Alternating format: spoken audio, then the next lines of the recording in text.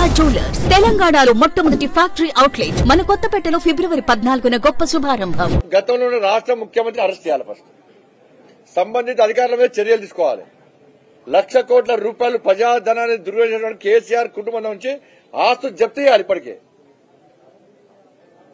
ఏం చేయకుండా ఇంకేదో రిపోర్ట్ రాలంటే ఇంకో విచారణ చేస్తానని చెప్పి ఇది కేవలము ఈ ఇద్దరి మధ్యలో అసెంబ్లీలో ఒప్పందం కుదుర్చుకొని ఈ ఎన్నికల్లో పార్లమెంట్ ఎన్నికల్లో బీజేపీ భారీ మెజార్టీతో గెలవబోతుంది కాబట్టి తెలంగాణ రాష్ట్రంలో ఇలా బీజేపీని పక్కదారి పట్టించి Congress versus BRS versus Congress అని ఇద్దరు చెప్పుకోవడానికి బీజేపీని ప్రజల దృష్టి నుంచి తీసేయడానికి వీళ్ళు ఆడుతున్న నాటకాలు తప్ప ఇంకోటి కాదు.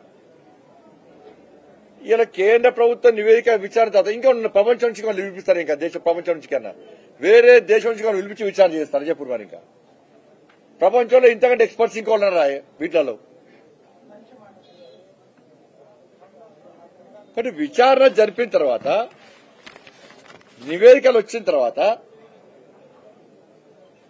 ఇవన్నీ కూడా టైంపాస్ చేస్తున్న వాటి తెలంగాణ సమాజం ఆలోచించాలి.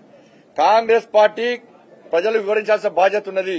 మీరు 6 గ్యారెంటీలు ఎన్నికల కోడ్ లోపల మీరు ఇచ్చిన హామీలతో పాటు నెరవేర్చరా?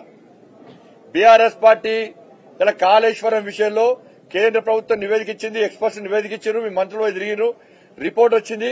ఆ రిపోర్ట్ ను ఆధారంగా బీఆర్ఎస్ పార్టీ నాయకుల మీద సంబంధిత అధికారుల మీద క్రిమినల్ కేసు పెట్టి వాళ్ళని అరెస్ట్ చేసి ఆస్తులు జప్తు చేసి వాళ్ళ ప్రజాధనాన్ని దుర్వినియోగం కూడా స్వాధీనం చేసుకోరా?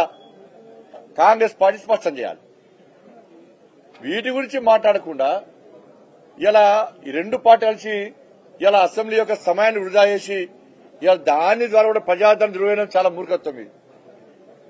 కానీ భారతీయ జనతా పార్టీ డిమాండ్ చేస్తున్నది వెంటనే కాళేశ్వరం విషయంలో ప్రభుత్వానికి చిత్తశుద్ది ఉంటే మీరు విచారణకు మీరు విచారణకు ఆదేశించాల్సిందిగా విచారణ వచ్చిన రిపోర్ట్ మీద చర్యలు తీసుకోవాల్సిందే డిమాండ్ చేస్తున్నాం.